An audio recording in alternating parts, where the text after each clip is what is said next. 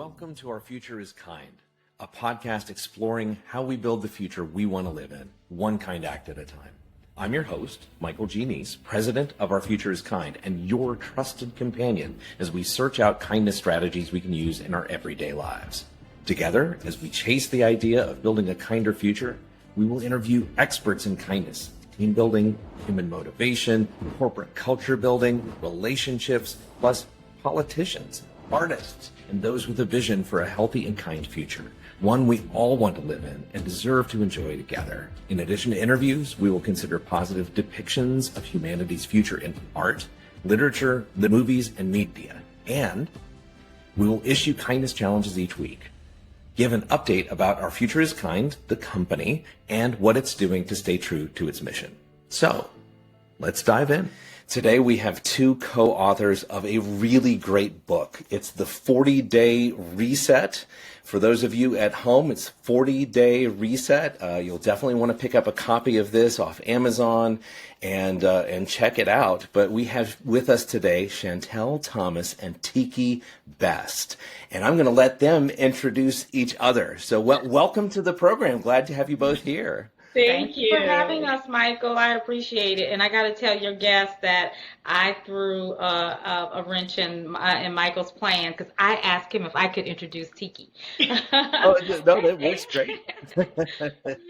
And so I am Shantell Thomas, but I am going to introduce my awesome friend, Teki Best. Because I really believe that who we are is a lot of times who others see us as. And Teki is my friend from college. We met in college because we are actually sorority sisters. And that was how we got together. But we have remained the best of friends for 30 years. She's been in my wedding and she still complains about the dress. But I won't hold that against her. But she is the most loyal and supportive and rah, like, yeah, girl, okay, we're going to do this person that I know. Like, she is the best, and she's a mom and a wife and just a great friend. And I think if I, think of her as a person, like, those are the things that are drivers to her. So that those three roles in her life. Oh, and she's also a big sister. I think that also makes her a great friend. She learned first being a big sister. And I think all of those roles is what makes her really invest and honor people and their relationships. And if you have opportunity to be with her, you get it instantly. Oh, God. Wonderful. I mean, how can I go up against that? I mean, she just makes it hard. But I will introduce Shantell Thomas. She is our creative director of our friend group. I will say that first and foremost. I'm going to repeat some of the things that she said. Yes, we did meet in college. We are sorority sisters, but we are sisters for life. She's great. She, like I said, is the creative director. She's honest. She's lovable. She's giving. And she's kind. She is one of the kindest people I have ever met. And through her, I have learned to be more kind. But yeah, she is the best. I mean, that's all I can say about her. She is the best. We all look up to her. We are always down for her shenanigans. Whenever she's asked us to do something, we are there because we know we're in good hands with her. Hence, writing a book that I never thought I would do. But yeah, she is fantastic. She is a mother, great mother. She's a great friend. And I love that I can call her my friend. Shantell Thomas. I love the friendship vibes here. This is it really is a big key part of having a kind community is knowing who's in your community and then cherishing them. So I can see that really comes through. Yeah. For both of you. Shantell, you and we met not too long ago at a speakers event. We have these wonderful meetups once a month in Raleigh, North Carolina, where speakers get to, mix and mingle and learn from each other and teach each other. And you and I did a book swap. Yes. And you gave me this book. And I have to say that your book, it's wonderful. Oh, great. You even have mine. What lovely. We did the book swap. That's right. But this is, it's so lovely. I was reading through it, and I have so many questions. But can you or can both of you describe what is the intention behind this book? I think that's good. So what Teki says is that she is correct, that I often draw my friends on these journeys that I am personally going through. And Yeah. so the journey that I was going through was that I wanted to just be better. And look at all of the things that in my life and on a daily basis that I was going through. And I just wanted to be better, and I wanted to have accountability partners. And so I actually turned the camera on myself for 40 days. It was actually Lent that started it for me. And I turned the camera on myself and said, every day for 40 days, I am going to say something about what it is that I'm experiencing. And I did that. But by the time I got to day 10, I was like, y'all, this is hard. This is so hard. And so can y'all turn the camera on yourselves and come and do this with me? So I totally, like she said, I think you're right about the creative director, Teki. I don't know if I ever heard you say that out loud, but that literally is something that I am always just like coming up with the shenanigans. And so this was the one that I came up with. And then I invited them to, like, I was going to be the one on camera and they were going to be my audience, but I'm like, I can't do this by myself.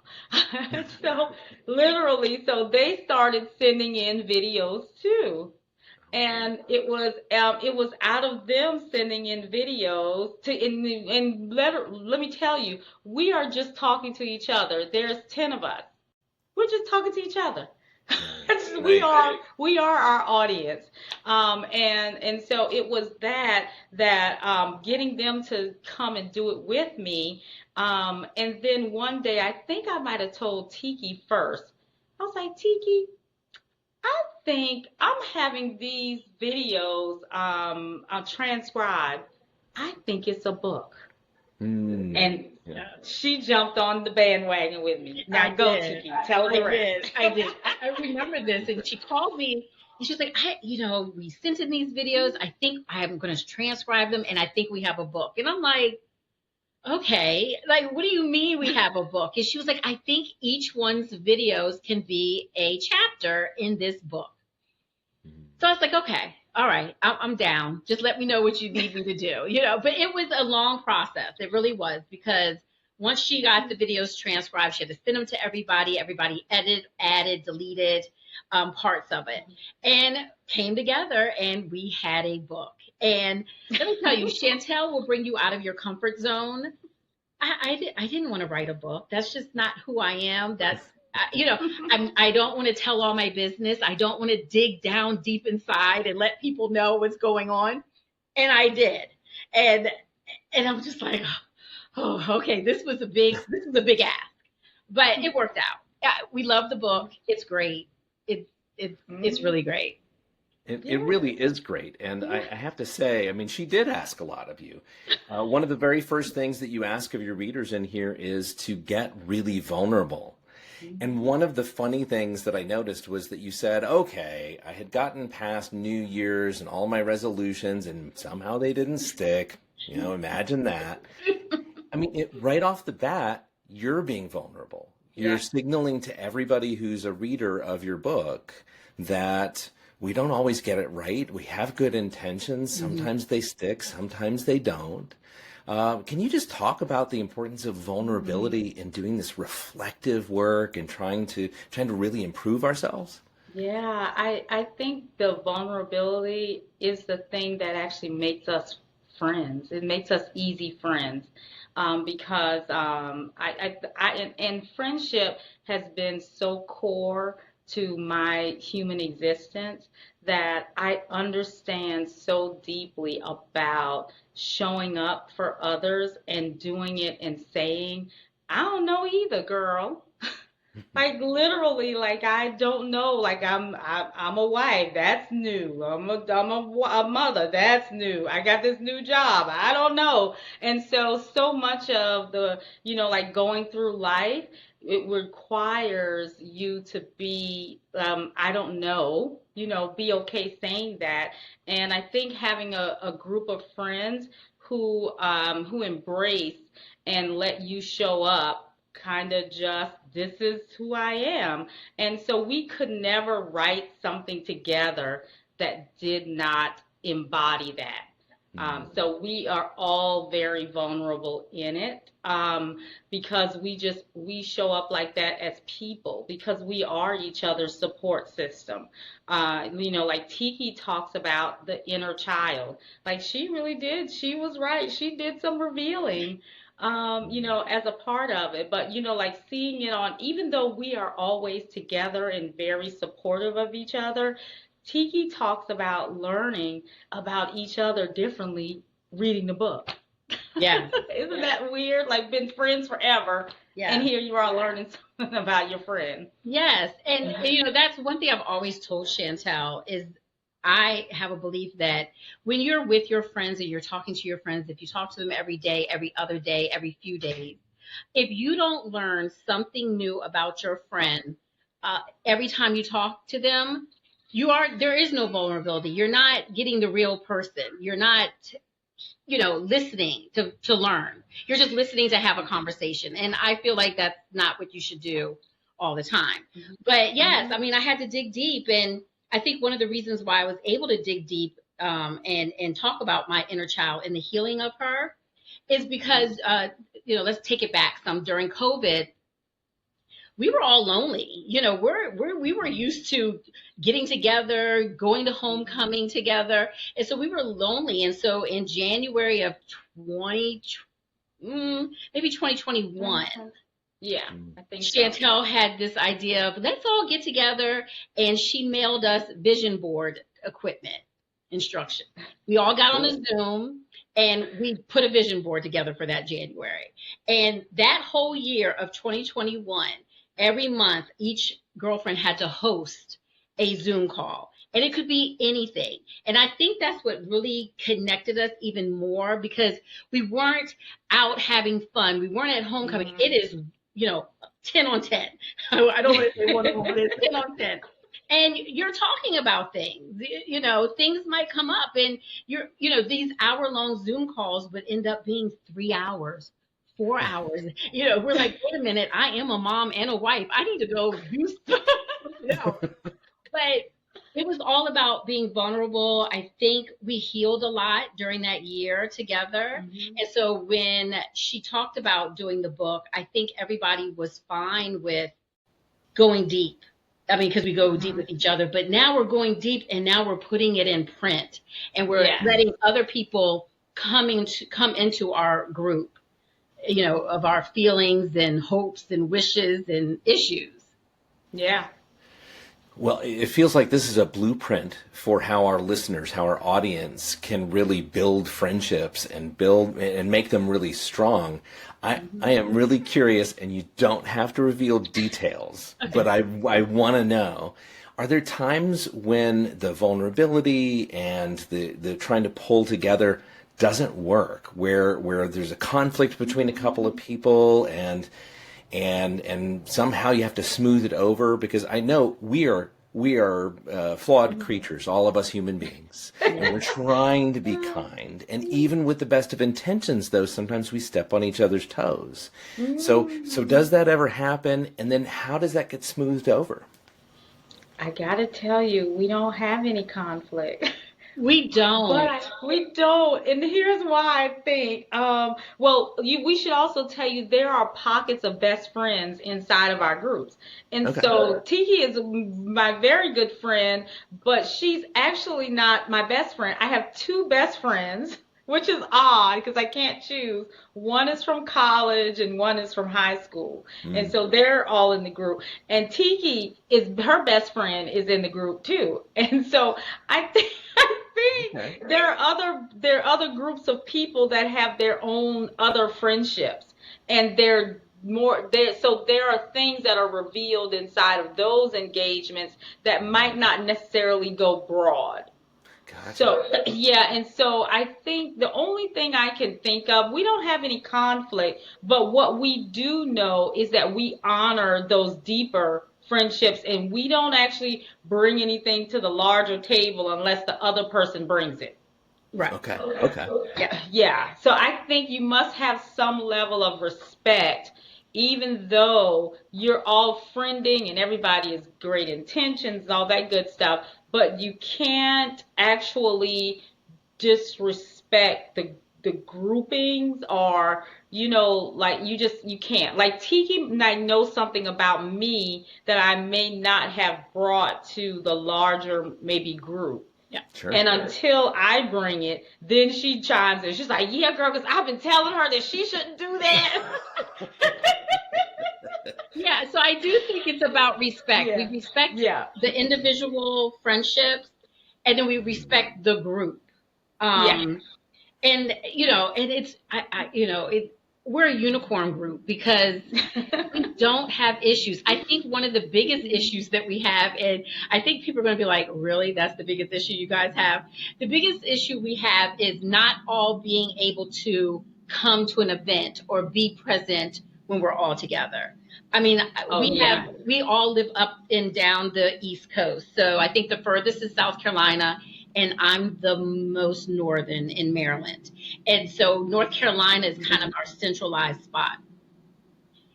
Hey, I have FOMO when I can't be with the group. I don't like it at all. And I'm like constantly texting, like, well, what are y'all doing now? Like, what's happening? Keep me updated. But we also respect everyone has lives outside of this friendship group, and they have other things to do. So we never feel slighted, offended if someone can't make something. It is what it is. And I think if you all have that same attitude, and Shantell didn't say this, but she is a connector. That's what we call her. She's a connector. So pretty much she has a relationship with every single person in that group, in our group. She wouldn't bring anybody in the group that wasn't like-minded. So I think that helps a lot too. So we don't have competition. We just don't have it. So it is the best friendship group you could be, honestly. Yeah. It sounds amazing. I mean, the idea that you are bringing treasure to the group, you are deriving that same sort of treasure from the group, and that respect is that watchword, which is so intimately connected to kindness. Kindness, you can't have kindness without having a deep respect for the other person, that curiosity and that yearning to understand them. Yeah. In certain ways. I agree. It starts there. I think of like kindness is also like equal to grace. Because I feel like I'm going to insert kindness because I want the same thing, because I want that grace. When there is a moment in time that I'm known for always being the late one. I try. But then my best friend, she is later. Than me. So yeah, but I just like, I try. But yeah, but the kindness, like I feel like there's grace when I'm with these people, because it's like they are already expecting this, and they have already done things like put my stuff in the car, or like already got your drink, is sitting there because we knew you were gonna be late, so those are kind acts that come from like you basically the grace of giving people latitude to be who they are, and just know that if you do these kind things, you start with grace and then you do these kind things, it'll all work out and everyone will be lifted up. Everybody will be in the car and we'll all kind of leave on time. That makes sense to me. Yeah. I love that. You also bring up the word grace, which I use all the time as well. And this book starts off by talking about Lent and about your Catholic faith. And so can you each talk to me about what role faith plays in your lives and how you see it infused with kindness and just what role does your faith play? Yeah, Well, you happen to be talking to the two people who actually grew up Catholic. yeah. And so, Yeah. but so like that's probably why I told her first that I was like, yeah, I think I'm gonna observe Lent because we both moved away from Catholicism as adults. But we both are still, spiritual and faith filled. And so I think I told her first about my idea about the videos because I knew it would register for her. I'm like, yeah, I'm gonna observe Lent this year, where I probably haven't in like a whole lot of years, because that's something that's really common in the Catholic faith and that practice. And so for both of us, you probably see as you went through the book that everyone is centered around faith and spirituality, and use that as a guidepost for how they manage their lives and how they show up. And so, of course, the same is true for Teki and I. Like faith is for us, like that is the thing that is constant, because as you read the book, everything else is just crazy and erratic. No, I think faith plays a big part in my life. Growing up Catholic, going to we call it CCD. I don't know what Bible study. It's instilled in you growing up. It's instilled in you, and then I think also you pick up things growing up, not just with being Catholic or having a faith in God, but you bring other things about faith into your life. So writing this book, you had to have some faith because you had to acknowledge what was going on with you and asking someone higher up than you to help you fix this. Help me through this. I need some guidance. So I think faith for us being, brought up Catholic and our other girlfriends in the group, it's a big deal. It's a big deal. I mean, you have to have faith.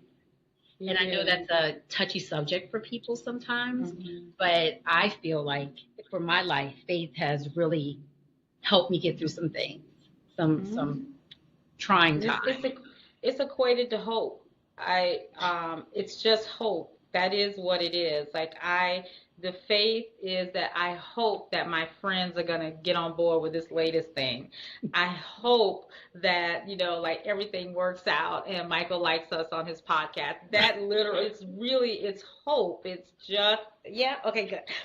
It's just hope. It's, I think all of it is and that's what faith is a manifestation of. Like we are just putting our heart and minds into something because we are hoping for this particular outcome, and that's it. So we have faith. We have faith. It's beautiful. Yeah, we all derive purpose from somewhere, and that sense of meaning of how we treat each other and how we come together as community and so forth. So. I am ready to move into the next phase of our podcast episode together. I'm very excited because I really want to hear from both of you. Okay. Some of your thoughts on standard questions that I ask all of our guests. So our Future is Kind podcast really thinks about how we are mindfully going to build a future that we all deserve to live in, that we all want to be part of.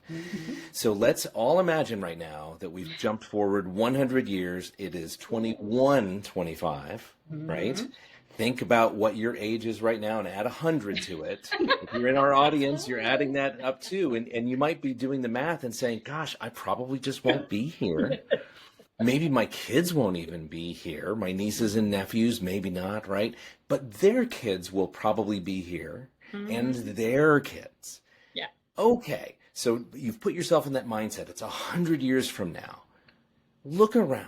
What are the things that you're looking for to signal to you that we did all the right things, that we were kind, that we were inclusive, that we supported our children, that we took care of our elders, we did all of the right things? What are you looking for to confirm that we did it right? I would say acceptance. That is that's big for me, is acceptance.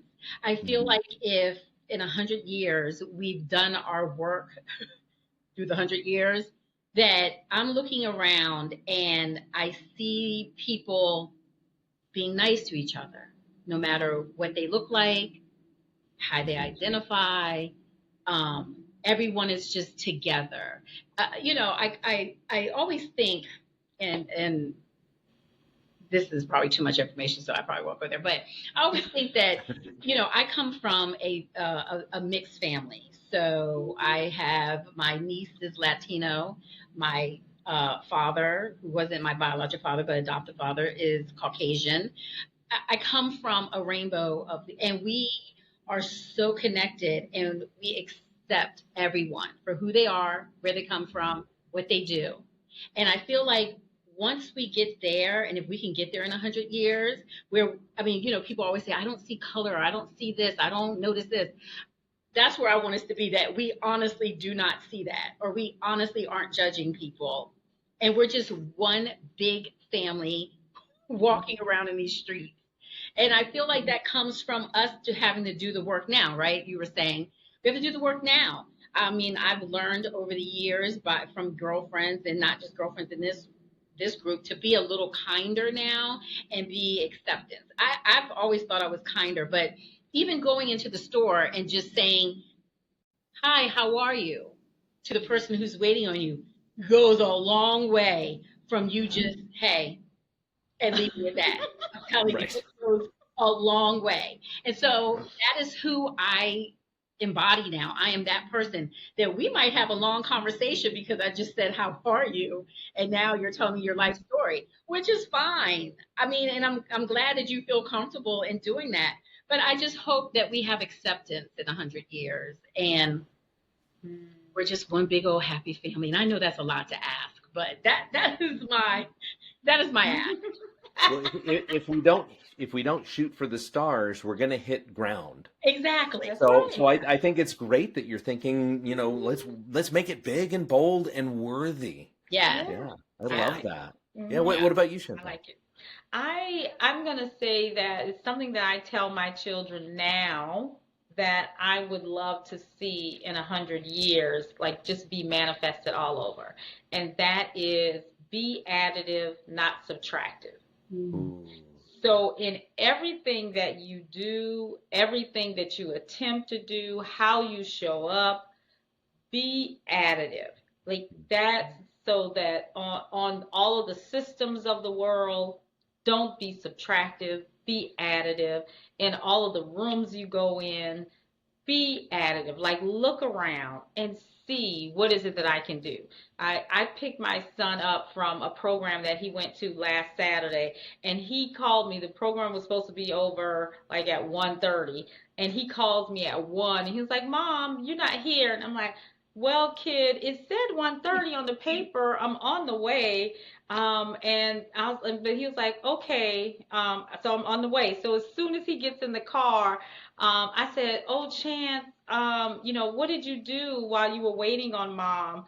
He was like, I did what I knew you would ask me about when I got in this car.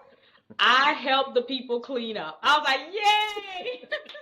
Right. That's great. So to me, it's like in all of your things, be additive. Look around. How can I help? That's it. Like if you can just ask yourself that, like, how can I add value? How can I help? How can I be additive and not subtractive? That is for me, if I see that like in 100 years, like everybody walking around and being additive, Like, I think that's a win because then there will be no lonely people. There will be people checking on the neighbor next door who's older and you know that her daughter doesn't live here. Like, that is being additive. Like, the person who's calling to see, hey, I'm picking up my kid and I see your kid sitting on the sidewalk. You want me to sit here with your kid? You want me to pick them up, bring them? Like, that's additive. And so I think that as I see the world now, you and I talked about this briefly, Michael, about loneliness being the biggest epidemic. Is it epidemic in the world? Yeah, Yeah. yeah, yeah. Right now, loneliness. And I just feel like your thoughts around kindness is the cure. Because it literally is, like, let me check on the lady next door. Right. Yeah. Thinking of others. Thinking Yeah. of others. Yeah. Yeah. And I have to That's say, love. Shantell and I and our other girlfriends, we've done really good with our kids. Like, I'm going to brag on them right now. I think we all have raised, and most of us have boys. So that's a big deal too, Mhm. Mm. We did really good, raising kind men. Yeah. I mean, my kids are 22 and 28. So I remember when they were smaller and we would go to eat and they would have a to-go bag. And then we're driving home and they would see an unhomed person on the street. Every time they'd be like, Mom, do you think they would want my leftover food? And I'm like, ask, crack your window and ask them. And they would. And of course they would say yes. Mhm. But to see that from my children at such a young age, and I'm talking like 7 years old, 8 years old, I was like, wow, they have it in them. It's They have there. it in 'em. And they probably have watched myself and my husband do kind acts. And so then they're wanting to do it. And so I feel like, our kids, we have to give them compassion. We have to, have them understand that there's people who are less fortunate than you are, but you still have to be kind to them. Mhm. It's just that's the only way the world is going to turn out okay in 100 years. Yeah. In our 100 years, Yeah. right? I love Right. it. Yeah. Well, Our century. We got a century to get it done. Yeah. well, if we think of it as day by day, Right. then we'll invest the right amount each day, right?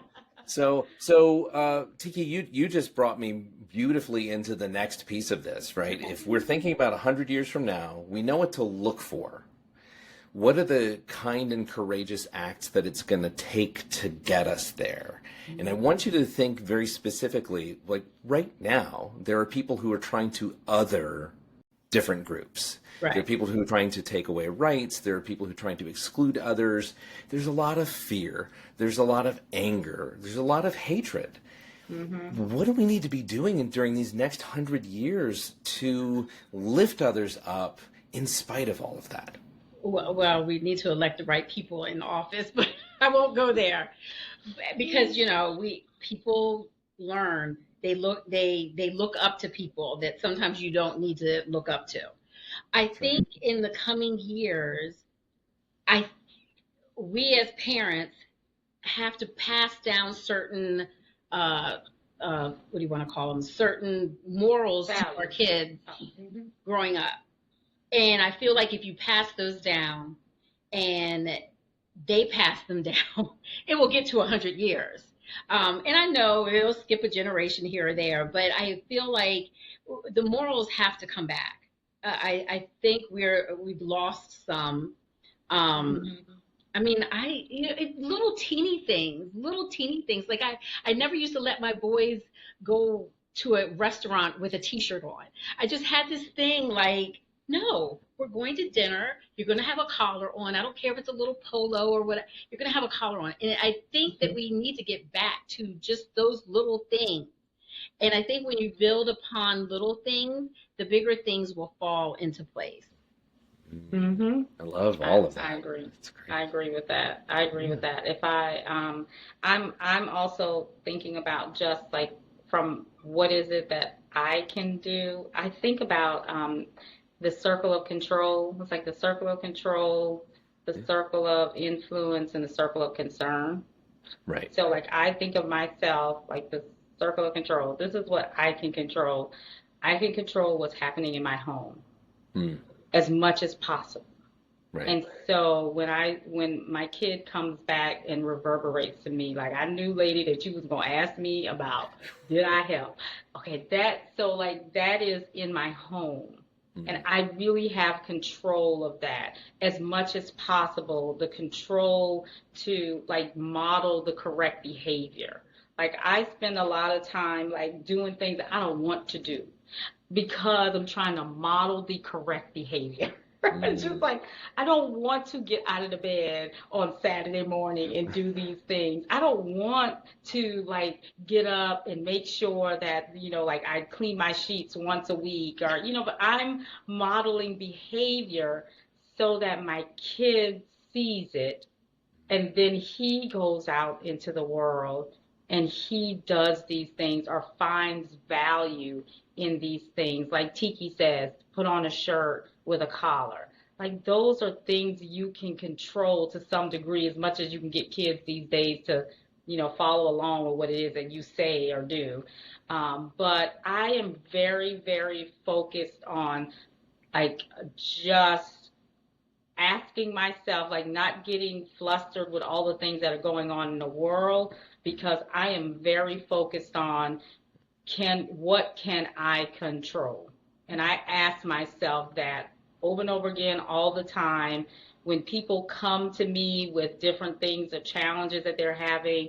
My kids, I have 2 grown kids like Teki, and then I have this baby at home who we affectionately call the baby. He's 17. But he, I think about it through that lens. Like I challenge people, like, okay, you want to, my son wants to go, he already knows where he wants to go to college. Okay, let's back up and say, what is it that you can do right now to control that outcome? So I think about that when I think about the life that I'm dreaming of, the life that the people around me are dreaming of, and this 100 years, like what is going to dream that it's going to be. It is going to be me doing what is in my control right now in a positive way that is modeling the best behavior for the people around me. The Navy SEALs have an expression which is something like control your 3-foot radius. Yeah. Yeah. Live in your it. 3-foot world's another way of saying it, but it's that idea of there can be a lot going on. Mm-hmm. But what I've got is like right here in front of me, and it's what I can do. Right. Yeah. That's it. And I think about that. And it keeps me like with lowered anxiety. Because people will often say to me, you never seem stressed out or whatever. And it's because, I know that I can do this thing right here. Right. Well, that's not always why she's not stressed out. We always say that Shantell puts her stressors out on her friends. So that's true she too. brings us into them. And so that brings me to the village. She has a village, that she can, hey, I need to do this. Can you do this? And she has a village to do that. And that brings us back to us being kind to her. I don't want an added thing on my list of things to do from Shantell Thomas, but usually there is like one list for Shantell Thomas and then one list for my whole life. And so she's sitting over there, pretty. But I think the village, we need the village back where we're helping one another out. Right. I feel like we don't have that anymore. And with our girlfriend group, that is our village. We are always, asking for help. Someone will put something in the chat. Hey, I'm looking for this. Does anyone know? It's like their own personal Google. Yeah, they're not even using Google anymore. They're using our personal chat. But I do think the village needs to come back because I think we are far from the village helping each other out. Mm-hmm. I agree. That's going to be in my 100 years too, Michael. I agree, Teki. I call it in Black culture, the big mama archetype. is a thing, the matriarch of the family, Sure. and I just think that has left. The Black culture and at Big Mama's house, everybody came to it. Everybody trusted Big Mama. Big Mama was an archetype, so I need her to come back in 100 years. That too, we need to add that to the list. There you go. There you go. Well, it's good to have a clear vision of what the Yeah. future looks like. Mm-hmm. Yeah, I don't know if you all have seen human towers. Oh, There are different cultures and different celebrations where they will gather just tons of people in the middle of the town square, and they lift up one or two or five people, and then those five people lift up four other people who lift up three other people, and eventually the I people didn't who know are that's what it was called. Yes. Yeah. Okay. Yeah. but it's I see that. it's that person who's at the very, very top. They Yeah. wouldn't be there without all of the others. Others. So Right. everybody matters in that, even though there's one person who's at the top, and that person is hopefully doing a really important job, trying to signal, trying to reach something. Yeah. And Yeah. all of the others help make that possible. So, Yeah. hopefully, our audience here can, Google that and try to look up the human towers and see about that as well. I want to ask you, both of you now, what is it that you do to stay inspired? Right, you live lives of purpose. You try to serve other people. You try to help others.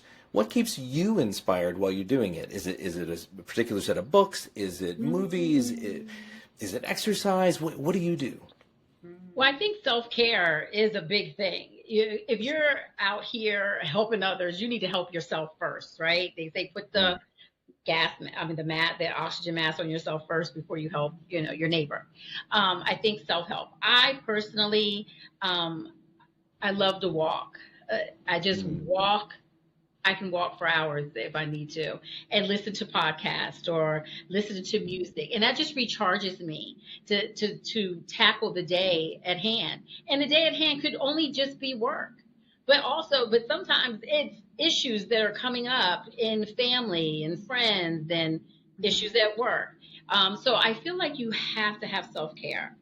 Self-care will get you a long way, and you will feel the difference. You sitting on the couch and watching TV all day. Of course, we all love those days. But I think first and foremost, like the first thing I do is get up and go for a walk before I even work. That is just my time. No outside distractions. Sometimes I don't even listen to anything but what's outside. But I think that you have to heal yourself. You have to be good with yourself before you can help anyone else. And be kind. You do. I mean, because if you're in a bad space, you're going to put that out there. And, I try not to do that. People always tell me, like, Teki, do you have anything going on in your life? Do you have any issues? And I'm like, yes, but I don't burden other people with those issues. I have a select few. They'll know. But other than that, I'm not out here, trying to pull everyone down with me. I'm just not that type of person at all. And I think we all should look at that.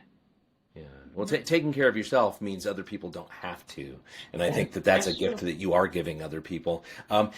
Just because you brought it up, and I love walking, what do you listen to? What's the music, or what like, name a podcast or two that I should be tuning into? Okay, Michael, you might not need to tune into them, but I love Bravo. I love reality TV. So anything that has to do with Bravo, I am going to listen to. And it's my guilty pleasure. Like, let me have that. Let me have where I don't have to think about anything. I'm not listening to politics. I'm not listening. I just want to laugh and laugh at other things. That's it. And in music, of course, old school R&B, always going to win, hands down. This new stuff I can't really get into. My kids play music, and I'm like, what is that? Old school R&B. But yes, podcast, guilty pleasures, that's what I feel like when I'm working out. That is what I'm going to do, because I feel like it's all in one. Your guilty pleasure and you're working out. I mean, you're killing two birds. Check. Yeah, exactly. Practically in a spa at that point. That's great. All right. Well, so Shantell, what do you do to stay inspired?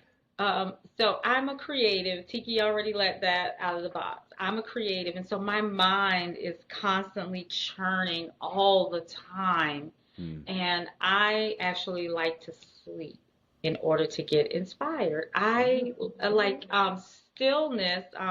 That's not my word of the year. That's our other friend Tanya's word of the year. But I actually like it because I actually lean into stillness in a big way because it's the way that I feel like the thing that I was trying to solve will come to me. And so I try to relax and go to sleep. So sleeping and on the way to sleep is me quieting my mind so that the things that need to be deposited in me actually does, because my mind is just doing the most all the time. And so when Tiki says that I'm trying to get everybody to help me do stuff, I send texts all the time because I really am, because my mind is just going with so many things all the time. And so stillness and on the way to I sleep as a way to regenerate. So in my family, I'm like, Mommy about to take a LTN, and that just means a little tiny nap. That's like, Okay. I'm about to take a LTN. But what that is, I can sleep anywhere under any conditions, all the time. And what it is I'm regenerating myself, and I know that's what's happening. And I know because into the lull of sleep, things get deposited into me that solve maybe issues that I may have been having. And coming out of the slumber of sleep, the same thing happens. And so I know that that is the way that I care for myself. So, Michael, let me touch upon something that Shantell said. She said, "Oh, that's not my word of the year."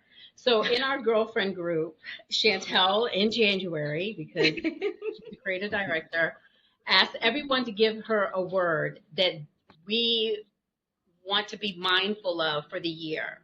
Sure. And we send them. Mine last year was recovery. This year is self-awareness. And she takes that word and she finds the definition and she finds a Bible verse and she puts it on a pretty magnet, and it's gorgeous with the word and how you say it. It is gorgeous. And she finds a little saying with the word in it, and she mails them out to each one of us.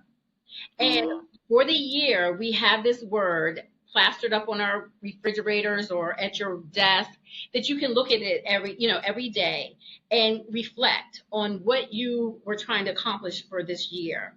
And it is one of the most kindness gestures she has done for us. And I think by doing it, it has made us more aware of what our goals are for the year. And so I just wanted to touch upon it because she brought it up. But it's great. I encourage everyone to sit and think of a word for their year. And it will help you keep focused. It does. It's a centering activity. So when she talked about doing the vision boards, like that is also like what it is that you're casting. You're casting out what it is that you want to reel in. And so doing that work of vision boarding and writing down your word of the year, it's casting. Like that's what it is. And so Tiki's is, what was yours, Tiki? Self-awareness. Self-awareness. Like you're casting, I want to have more self-awareness. My word is outcome. I want to have demonstrable outcomes this year from the thing that I feel like I've been churning at.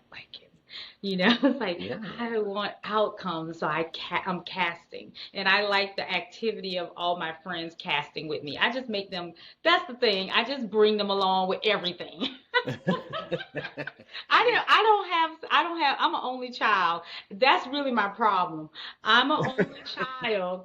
And so my friend group is really my sisters. They really, really, really are. And so I just like to bring them along with me, whatever shenanigans. And so the work of, a word of the year is I want to be able to talk to other people about it. So our friend Tanya, her word of the year is stillness. We had a whole conversation the other day. I got together with her for coffee, I think it was, and we talked about stillness. A lot of things can come to you when you are still. Yeah. Yeah. We're bringing each other along. Yeah. Mhm. I have loved this conversation, and I'm sorry that it's going to have to end, but what I would love for you each to do is to tell our audience what are the big things you're working on right now, and then how can people reach out to you to help you with that, to connect with you, or otherwise just kind of find out about it and cheer you on. Well, I'm going to let Shantell take this on because, like I said, she brings us along for the ride. So I'm just here along for the ride, but she's remarkable and she does a lot. So I'm going to let her take this question on her own. Okay. I do a lot because my mind just won't stop. You just won't stop. And so like so the place where people can reach me, you said I could say that, Please, right? of course, of Okay. course. So ShantellThomas.com, that's very easy, except for the phonics mistake my mom made. It's not with a C, it's with an S. And I tell her that all the time. But ShantellThomas.com is my my website. And I would love for your folks to stay with us on this journey with our book. They can find that on my website because we are approaching 1 year. So we kicked this off last year. The book came out the last day of Lent. And so yesterday was the first day of Lent. Yesterday was Ash Wednesday. It was the first day of Lent. But we, at the end of this 40-day cycle, we will have done a whole year of just reaching out and just manifesting something that none of us ever dreamed of. And so you can find that on ShantellThomas.com. It'll take you to all of my other ventures. But I am also right now in the middle of birthing a consulting firm. And so Teki has to hear my stuff all the time, my random ideas that I come up with. And so I am birthing a consulting firm, which you can also learn about on it. But it's an employee experience consulting firm because what you talk about the workplace sometimes being a place where people are not getting a lot of positive interactions sometimes because we're all pacing, we're all trying to get that thing done, that widget built. And a lot of times the humanity gets left behind. Well, my consulting firm is to bring some of that humanity back, like having it be a part of the strategy, just like companies are building out customer experience strategies. I want them to actually build employee experience strategies. So how is it that I can make this person want to stay engaged and stay with my company? Because actually companies who do that make, I think it's 31% more in the bottom line. The more highly engaged your employee set is, the more money you make. And so that's the thing that I am going around in the world, in my little world, and telling people. So that's lovely. And as part of your consulting, you do keynote speeches as well, right? You'll come to different groups and deliver a speech. Is that right? Yes, that's exactly right. Because I'm all in on everything to make our human experience better.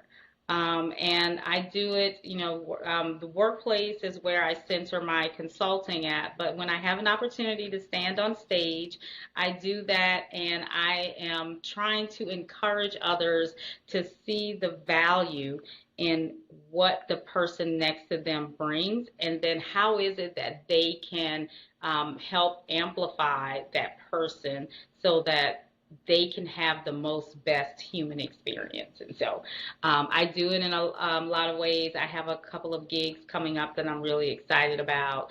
But it's really all about peopling.